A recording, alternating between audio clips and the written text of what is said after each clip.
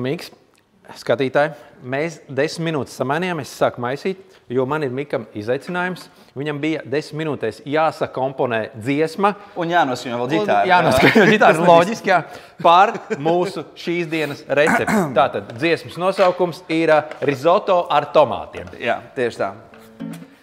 Ko, dāmas un kungi, šī ir man pirmā recepšu dziesma.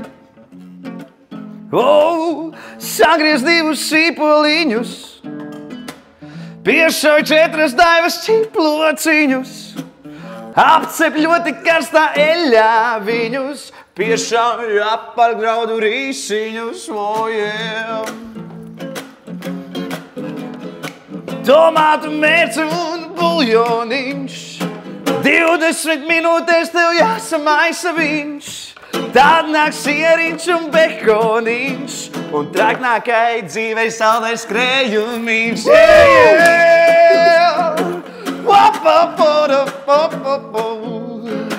Saldais skrējumiņš.